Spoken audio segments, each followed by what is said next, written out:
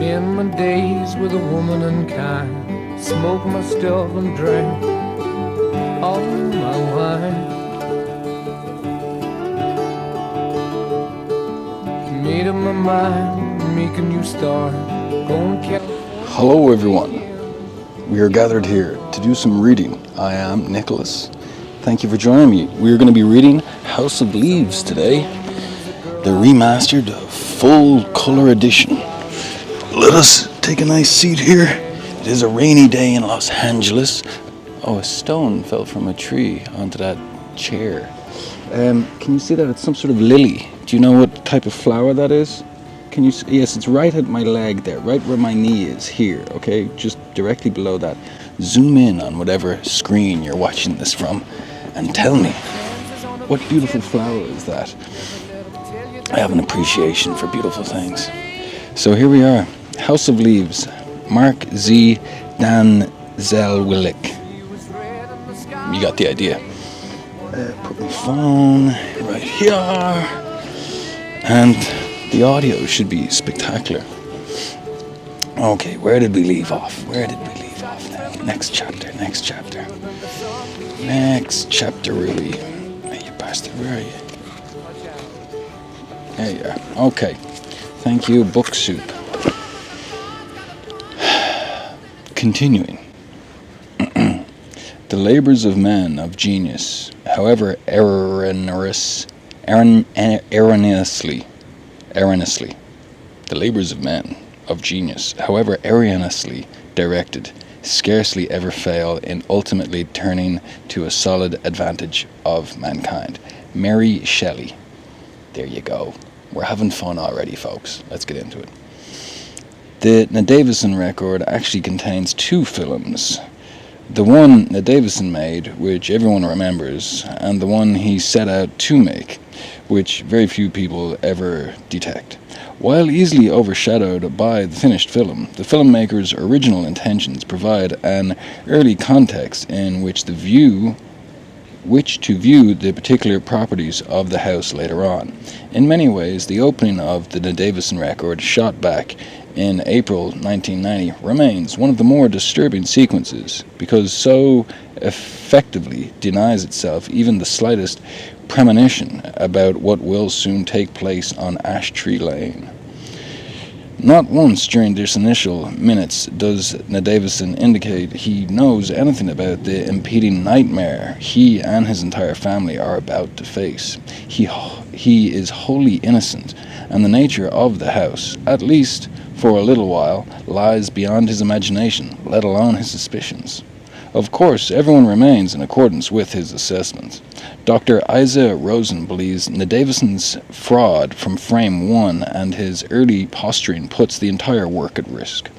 Rosen assumes the beginning is just a case of bad acting, performed by a man who has already envisioned the rest of the film. Consequently, Rosen seriously undervalues the importance of Danielewski's initial intentions. All too often, major discoveries are the unintended outcome of experiments or explorations aimed at achieving entirely different results. In Danielewski's case, it is impossible to disregard his primary goal, especially since it served as Okay, everybody. Okay, hang on a second now. Progenitor? Progenitor. You learn something new every day, folks. Progenitor, or at very least, the near origin to all that followed. Rosen's presumptions lead him to dismiss the cause of the result, thereby losing sight of the complex and rewarding relationships which exist between the two. It's funny, Danielewski tells us at the outset, I just want to create a record of how Karen and I bought a small house in the country and moved into it with our children. Sort of see how everything turns out. No gunfire, famine, or flies. Just lots of toothpaste, gardening, and people stuff. Which is how I got Guggenheim Fellowship and the NEA Media Arts Grant. Maybe because of my past, they're expecting something different. but I just thought it would be nice to see how people move into a place and start to inhabit it. Settle in, maybe put down roots, interact, hopefully understand each other a little better. Personally, I just want to create a cozy little outpost for me and my family, a place to drink lemonade on the porch and watch the sunset.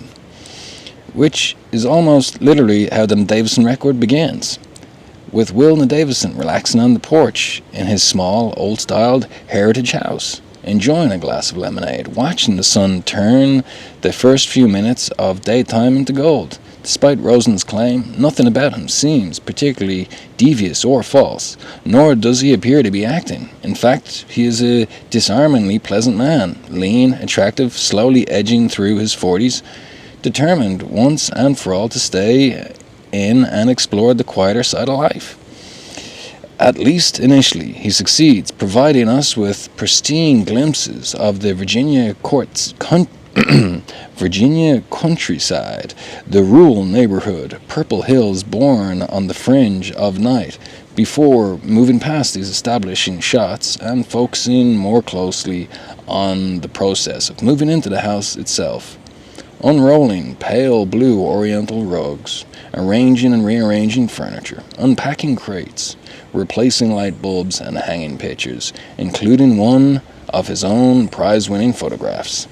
In this way, Davison not only reveals how each room is occupied, but how everyone has helped apply his or her own personal texture. At one point, Davison takes a break to interview his 2 children. These shots are also impeccably composed, son and daughter bathed in sunlight, their warmly lit faces framed against a cool backdrop of green lawn and trees. His 5-year-old daughter Daisy approves of their new house. "It's nice here," she giggles shyly, though she is not too shy to point out the absence of stores like Bloomingdale's. Chad, who is 3 years older than Daisy, is a little more self-conscious, even serious. Too often his response has been misread by those aware of the film's ending. It is important to realize, however, at this point in time, Chad has no sense what the future holds. He is merely expressing anxieties natural for a boy his age who has just been uprooted from his home in the city and deposited into a vastly different environment. As he tells his father, what he misses most is the sound of traffic. It seems the noise made by trucks and taxicabs created for him a kind of evening lullaby. Now he finds it difficult to fall asleep in the quiet. "What about the sound of crickets?" Davison asks. Chad shakes his head. "It's not the same. I don't know. Sometimes it's just silent. No sound at all." "Does that scare you?" Chad nods. "Why?" asks his father. "It's like something awaiting." "What?" Chad shrugs. "I don't know, Daddy. It's just like the sound of traffic." Do you like that accent? I did that just for you. Of course, Davison's pastoral take on his family's move hardly reflects the far more complicated and significant impetus behind his project, namely his foundering relationship with longtime companion Karen Green. While both have been perfectly content not to marry, Davison's constant assignments abroad have led to increased alienation and untold personal difficulties.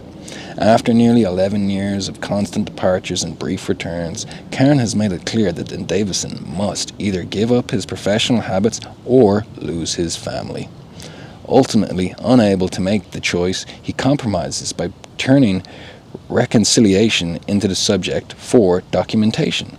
None of this, however, is immediately apparent. In fact, it requires some wishful amnesia of the more compelling sequences ahead. If we are to detect a subtle valiance operating between Will and Karen, or as Donna York phrased it, the way they talk to each other, the way they look after each other, and of course, the way they don't. Davison, we learn, began his project by mounting a number of hiates around the house and equipping them with motion detections to turn them on and off whenever someone enters or leaves the room. With the expectation of the 3 bedrooms, there were cameras in every corner of the house. Davison also keeps on hand 2 16mm A-flexes and his usual battery of 35mm cameras. Nevertheless, everyone knows Davison's project is pretty crude. Nothing, for instance, like the constant eye of CCTV systems routinely installed in the local banks, or the lavish equipment and multiple camera operations required on MTV's Real World. The whole effort would seem very home movie-ish at best, were it not for the fact that Davison is not exceptionally gifted. Except for the fact that Davison is an exceptionally gifted photographer who understands how 1/16th of a second can yield an image worth more than 24 hours of continuous footage. He is not interested in showing all of the coverage or attempting to capture some kind of Catholic or otherwise Catholic. I believe it says Catholic or otherwise mystical view. Instead, he haunts for moments pearls of the particular, an unexpected phone call, a burst of laughter, or some snippet of conversation what might elicit from an emotional spark, and perhaps even a bit of human understanding. More often than not, the near wordless fragments Davison selects reveal what expectation could only approximate. 2 such instances, such especially sublime, and because they are so short and easy to miss, it is worth reiterating their context here. In the first one, we see Davison climbing to the top of the stairs with a crate full of Karen's things.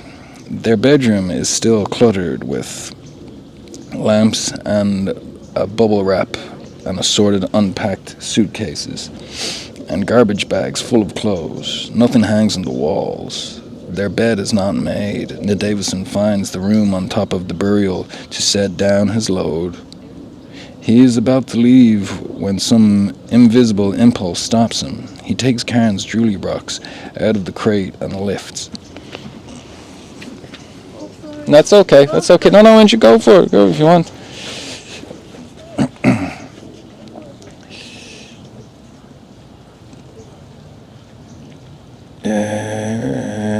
Where is it? He takes Karen's jewelry box out of the crate, lifts the hand-carved horn lid, and removes the inner tray. Unfortunately, whatever he sees inside is invisible to the camera. When Karen walks away in carrying a basket stuffed with bed sheets and pillowcases, Davison has already turned his attention to an old hairbrush lying next to some perfume bottles. "What are you doing?" she immediately asks. "This is nice," he says, removing the big clump of her blonde hair from the tines and tossing it into the wastebasket. "Give me that," Karen demands. "Just you watch. One day I'll go bald, and then you'll be sorry you threw that away." "No," Davison replies with a grin. It is unnecessary to dwell here on the multiple ways in which these few seconds demonstrate how much Davison values Karen, except to highlight how, despite his sarcasm and apparent disregard for her things, the scene itself represents the exact opposite. Using image and exquisitely controlled edits, Davison has, in effect, preserved her hair, called into question his own behavior, and perhaps in some contradiction his own closing remark, which, as Samuel T. Glade has pointed out, could refer to either watch, bald, or sorry, or all 3. Even better, Davison has permitted the action and subsequently of the composition to represent the profound sentiment, to work without the molestations of ill-conceived voiceover or manipulative soundtracks. In keeping with this approach, the second moment also does without explanation or disingenuous musical cues. Davison simply concentrates on Karen Green. Once a model with the Ford agency in New York, she has since put behind her the life of Milan fashion shoots and Venetian masquerades in order to raise her 2 children. Considering how beautiful she appears on the dreadful Hi-8 tapes, it is hardly surprising editors frequently relied on slides of her pouty lips, high cheekbones, and hazel eyes to sell their magazines. Early on, Danielewski gave Karen a Hi-8, which he asked her to treat like a journal. Her video entries, which Danielewski promised to view only after the film was shot, and then only if she agreed, reveal a 37-year-old woman who worries about leaving the city, growing old, keeping trim, and staying happy. Nevertheless, despite their purely confessional context, it is not a journal entry, but rather an unguarded moment captured on one of those house Hi-8s that demonstrates Karen's almost bewildering dependence on Danielewski. Karen sits with Chad and Daisy in the living room. The children are in the midst of a candle-making project which involves several empty egg cartons, a dozen long lengths of wick, a bucket of plaster of Paris, and a jar full of crystal wax.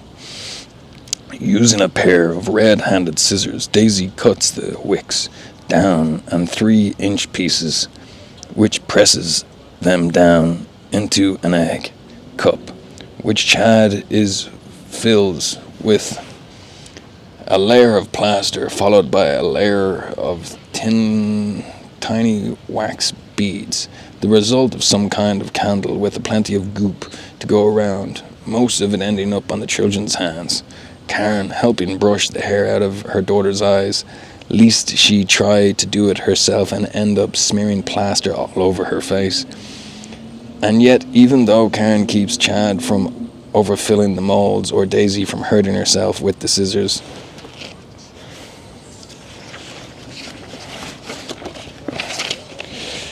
we still cannot resist looking out the window every couple of minutes. The sound of a passing truck causes her to glance away. Even if there is no sound, the weight of 100 seconds away turns her head. Though clearly a matter of opinion, Karen's gaze seems just as lost as it is. Surfeit will love and longing.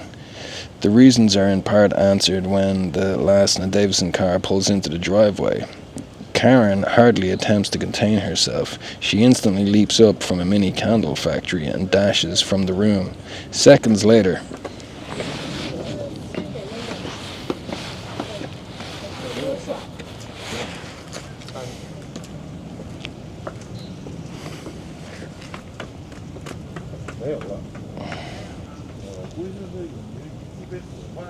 where is this? Seconds later, no doubt thinking better of herself, she returns. Daisy holds off using the scissors until I get back. Mommy, Daisy shrills. You heard what I said. Chad, keep an eye on your sister. Mommy, Daisy squealing even louder.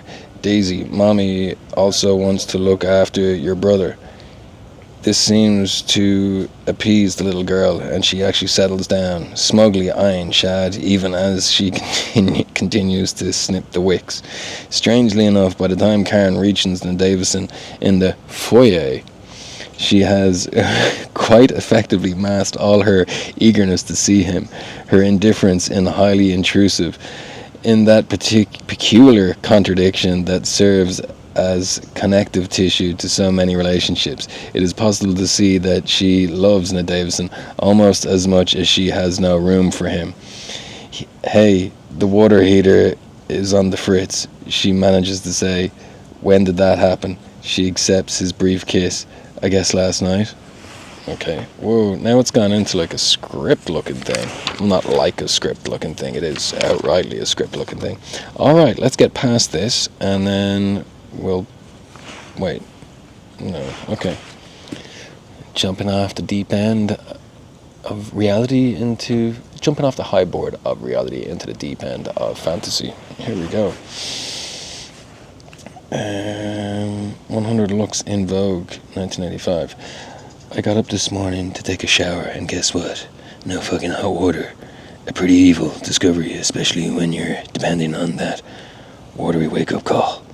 Me being massively hydrated from a long night, drunk. My road dog, Lude, and I wigged our way until last night. I have no idea what character this is supposed to be. I think I'm going to take the mic off and hold it to my mouth just because I can. Because it's a character piece, alright? This is a character piece. As I'm drunk, my road dog, Lude, and I wigged our way onto the road last night. As I'm remembering it now, we somehow ended up at this joint on Pico. And soon thereafter found ourselves in conversation with some girls wearing black cowboy hats, supposedly lost in their own private blend of brain-hatched euphoria. Thank you, Herbal Ecstasy, promoting us to put a little verbal ecstasy on them, which would, as it turned out, ultimately lead them giggling into the night. I've forgotten now what we did exactly to get the whole thing rolling. I think Lude started giving one of them a little trim, whipping out his scissors, which he always has on hand, like an old gunslinger. I guess always has had on their Colts. There he goes, snipping locks and bangs, doing a great fucking job too. But hey, he's a pro. And all of it, and all of it in the dark too. On the bar stool, surrounded by dozens, who knows who. Fingers and stills clicking away. Tiny bites of their hair spitting off into the surrounding turmoil. The girls, all nervous, until they see he really is the shit. And then they're immediately chirping, me next, do me. Which is too easy to remark upon. So instead, Lou and I, upon something else. Watch, this time round, is all about some insane adventure I supposedly had when I was a pit boxer. Mind you, I never heard that term before, nor had Lude. Lude just made it up, and I went with it. Oh, come on. They don't want to hear about that. I said with about as much reluctance as I could responsibly fringe. Like the use of the word fringe, that was cool. No, Hoss, you're wrong, Lude insisted. You must. Very well, I said, starting then to recall everyone. Now, at the lonely age of 19, I climbed off the barge in Galveston. Character piece, ladder 42. Actually, I escaped.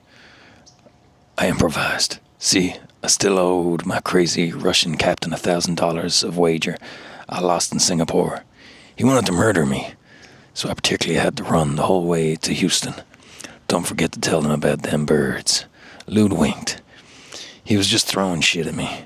Something he loved doing, keeping me on my toes. Sure, I mumbled, stretched for an explanation. This barge I'd been on was loaded with dates and pounds of hash, and an incredible number of exotic birds. All of it, of course, illegal to transport. But what did I know? It didn't exactly affect me, and anyway, I wasn't sticking around. So, I reach Houston, and the first thing that happens, some twerp comes up to me and tries to rob me. Lude frowned. He clearly wasn't pleased with that. I just done to his birds. I ignored him and continued. This guy just walked straight over and told me to give him all my money. I didn't have a dime on me, but it was like this Weasley son of a bitch had a weapon or anything, so I slugged him. Down he went. But not for long. A second later he pops up again, and you know what? He's smiling. And then this other guy joins him, much bigger, and he was smiling too, and shaking my hand, congratulating me. Then been searching all day for a pit boxer. Pay was $200 a night, and apparently I'd just made the grade. This Weasley son of a bitch was the head interviewer.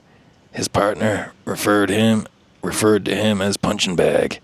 By now, the girls were crowding around me and Lou, sticking down more drinks, and all falling into the rhythm of the story.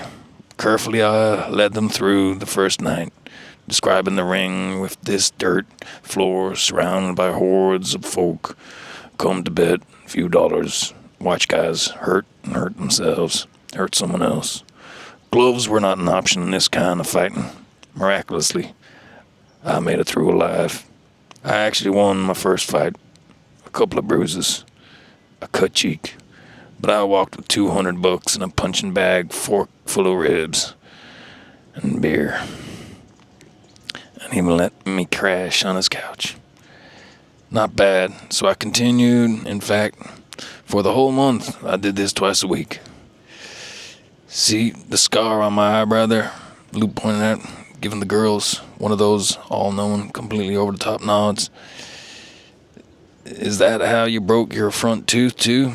A girl with a ruby pin in her cowboy hat blurted out, though soon as she said it, I could see she felt bad about mentioning my busted incisor. I'm getting to that, I said with a smile. Why not work the tooth into it too, I thought. After 3 or 4 weeks, I continued. I had enough dough to pay back the captain and even give a little bit to myself. I was pretty tired of the whole thing anyway. The fights were bad enough, and incredibly, I'd won every one. I added, Lude scoffed. But having to be wary all the time around the likes of Punching Bag and his partner, that was by far the worst aspect. Also, it turned out, the place I was staying in was a whorehouse, full of those sad girls. Those between their own senseless rounds would talk about the simplest, most inconsequential things. I liked it better on the barge, even with the captain and his murderous moods. Well, my last night, the twerp pulls me aside and suggests I bet my dough on myself. I tell him I don't want to because I could lose. You stupid fucking kid, he spits at me. You've won every fight so far. Yeah, I see. So, well, figure it out. It's not because you're any good. They've all been fixed. I find some lump. Pay him $50 to swing and dive. We make a killing on the bets. You won last week. You won the week before. You'll win tonight. I'm just trying to help you out here. So, being the stupid kid I was, I bet all my money I had and walked into the ring. Who do you think was there waiting for me? I gave everyone a chance to come up with their own answer while I drained my glass of beer.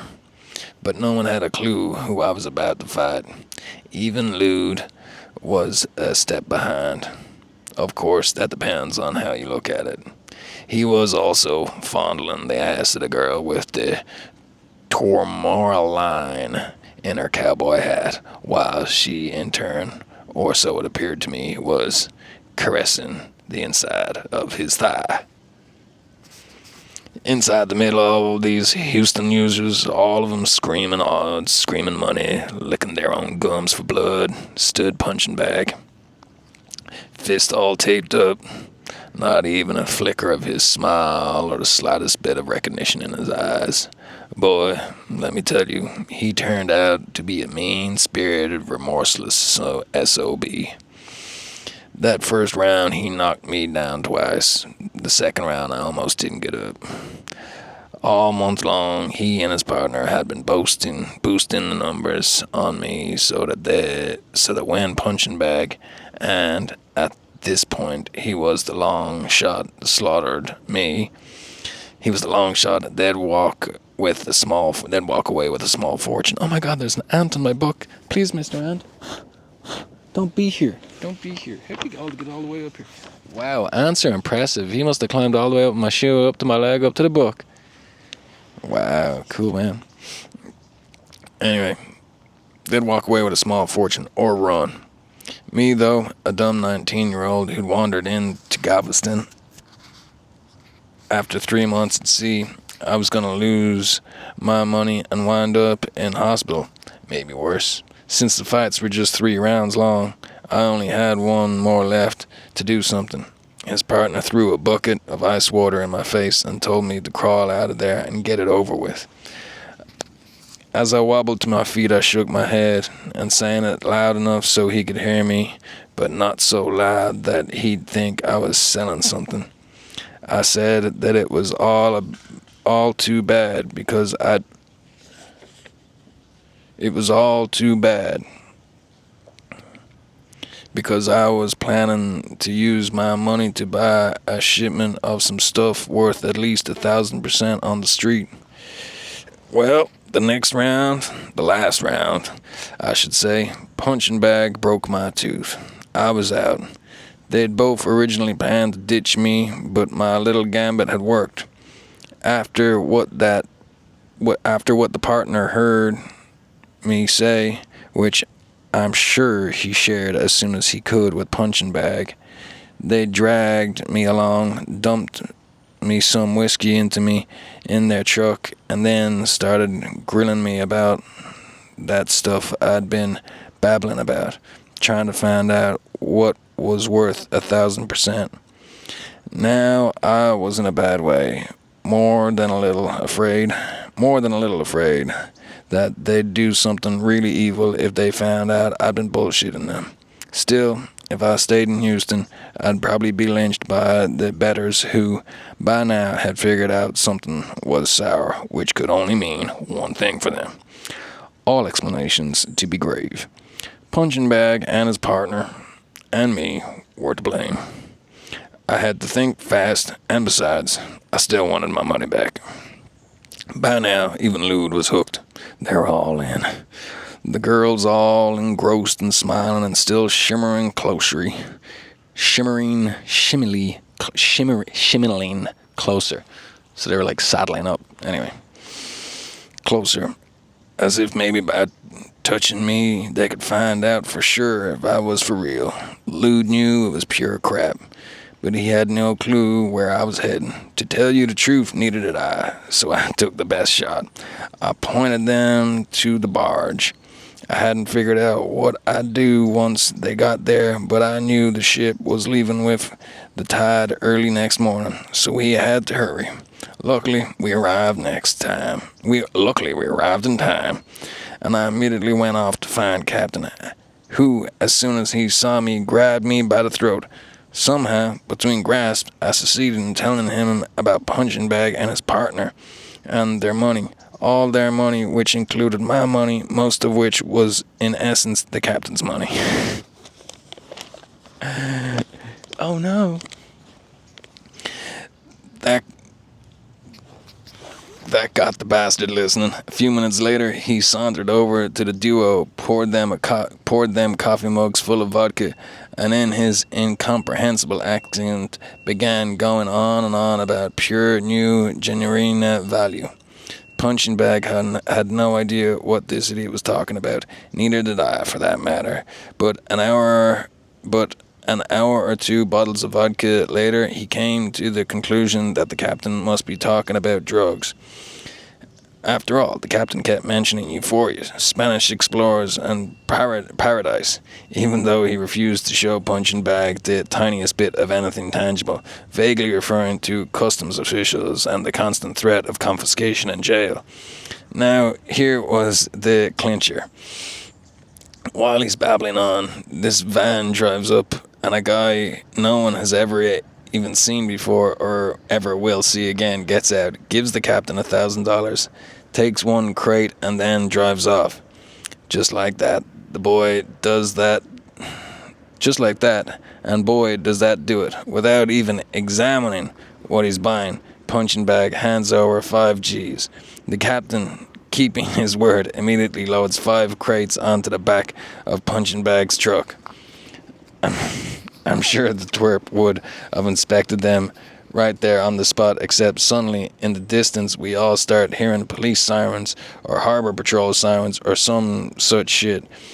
They weren't after us, but Punching Bag and his partner still got spooked and took off fast as they could.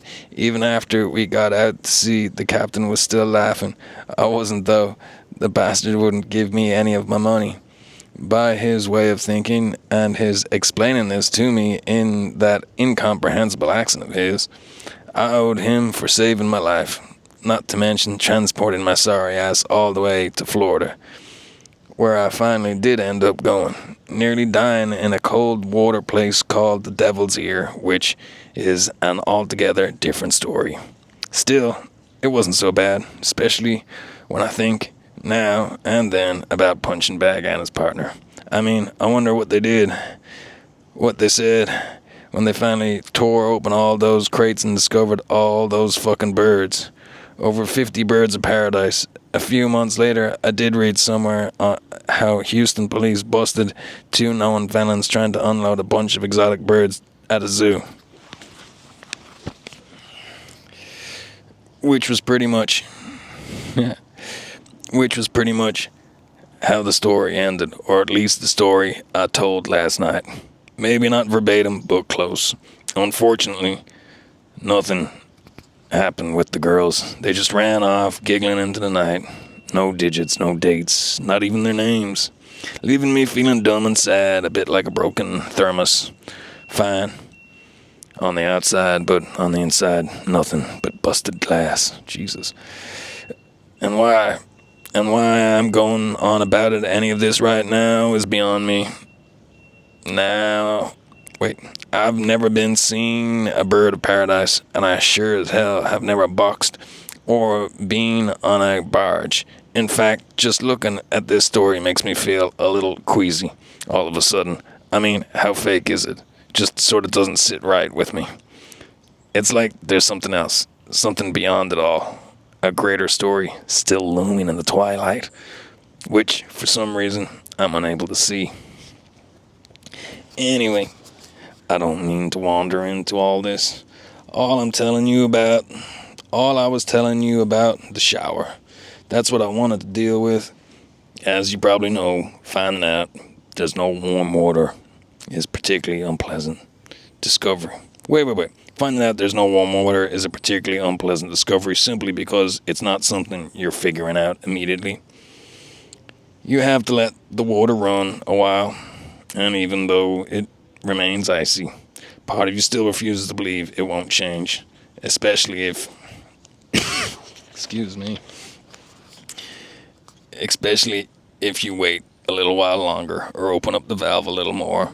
So you wait, but no matter how many minutes run by, you still see no steam, you still feel no heat.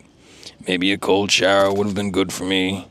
The thought crossed my mind, but I was already too freezing to try for even a quick one. I don't even know why it was freezing. It was pretty warm in my place. Even warmer outside. Not even my big brown corduroy coat helped. Corduroy. Later I spotted some workers in back tracking the water heater. One of them snorting on a dirty handkerchief, covered in tats. Manson crucified on his back. Told me it would be fixed by the evening. It's not. Now I'm sure you're wondering something. Is it just coincidence that this cold water predicament of mine also appears in this chapter? Not at all. Zamboni only wrote heater. The word water back there, I added that. Now, there's an omission, eh? Hey, not fair, you cry. Hey, fuck you, I say. Whoa. Am I mad, right? Clearly, a nerve's been hit somewhere, but I don't know how, why, or by what. I sure believe it's because of some crummy-made story or lousy water heater. Can't follow the feeling. If only any of it were true. I mean, we'd all be so lucky to wind up a punching bag and still find our crates full of birds of paradise. No such luck with this crate. Let the cold water run. It's gotta get warm eventually, right? Mother of God. Alright, that's the end of that character piece. Right. Okay, that was lovely. I really enjoyed that. Did you enjoy that? Was that as good for you as it was good for me? I think we all had a lot of fun there. That was good. I dropped my bookmarks. I'm going to get down there and get it. Thank you, everyone, for watching this. This isn't live, so I'm going to upload this later on. I trust you've enjoyed my jacket. Hopefully the sound of the waterfall in the background. This is me, Nicholas Toppin, coming to you live from Doheny Gardens, Greystone Mansion, built by an Irishman for his son, completed in 1927. The Irishman who discovered the first oil field in Los Angeles. The family still controls 95% of the oil in Venezuela, 85% of the oil in Brazil, 50% of the oil in Mexico, and 15% of the oil in America. The Irish immigrants, man, for the win. God bless you. I'll see you next time.